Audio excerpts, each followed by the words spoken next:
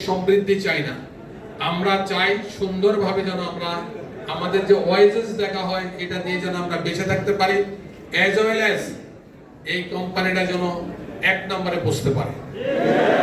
আমি একজন রাহাবারের কথা বলবো, নাম না বললেই নয়, উনি আমাদের মার্কেটিং ডিরেক্টর ছিলেন। 8 বছর আমি ওনার সাথে চাকরি করেছি, আমরা করেছি।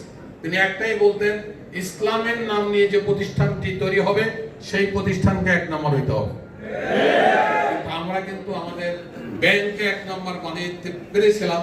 এখানে ডিরেক্টর আছেন আমাদের জনাব সুদূর সাহেব, আমাদের চেয়ারম্যান আছেন জনাব কাজী হারুন সাহেব, ব্যাংকের চেয়ারম্যান। কিন্তু ওনাদের পরিচয় কি আপনারা জানেন? উনি ইসলামী ব্যাংকের সম্মানিত চেয়ারম্যান ছিলেন। আমাদের এমডি সাহেব, উনি ইসলামী ব্যাংকের ডিরেক্টর ছিলেন।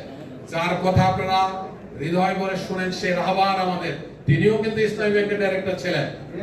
ঠিক আছে, সেটা এক নাম্বার ছিল, কিন্তু ইংলিশে না কেন এক নাম্বার হয় না, এটা মীর কাসেম ভাইয়ের বড় আক্ষেপ ছিল, বড় আক্ষেপ ছিল। তো আমরা এখানে যারা আছি, আমার মনটা ভরে গেছে, নিচেও কিন্তু লোক আছে। আমার বিশ্বাস এই জাতীয় একটা ফিল্ড ফোর্স যাদের হাতে থাকে তারা কোম্পানিকে এক নম্বর বানাইতে পারবে না, এটা আমার বিশ্বাস হয়। আমি কালকে তাদেরকে বলছি, তোমাদের সকল দাবি দেওয়া মানা হবে, বাট কন্ডিশন ইজ ওয়ান। সেই কন্ডিশনটা হলো আগের চেয়ে অনেক বেশি পরিমাণে দায়িত্ব নিয়ে তোমাদেরকে এই কোম্পানিতে কাজ করতে হবে।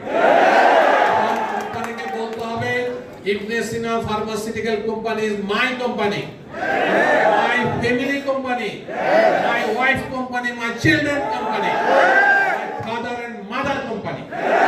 যদি এইভাবে পারো, আর আমার মতো যদি হাতে কড়া পড়াইতে পারো, ব্যাগ টেনে টেনে, আমি যখন ট্রেনিং করাইতাম, তোমাদের ট্রেনিং করা তো আর আমাকে আর দেয়নি, আমি চলে গেছি। এই ব্যাগের ভিতরে বলছি যে 4টা ইট রাইখা ব্যাগ টানবো। এই 4 ইট রাইখা যদি ডিটেইলিং ক্লাসে আসতে পারো তাইলে পাস। তো আমার ছেলেরা বলতো যে স্যার এই 4 ইটের অর্থ কি? আমি 4 ইটের অর্থ হলো ভিতরে, ব্যাগের ভিতরে তখন তো আমাদের কোম্পানিতে বোতলই বেশি ছিল, তাই না? এখন তো আলহামদুলিল্লাহ দেখলে খুব ভালো লাগে, বড় বড় ব্লিস্টার স্ট্রিপ ব্লিস্টার। আমরা কিন্তু বোতল দিয়ে কিন্তু শুরু করেছিলাম।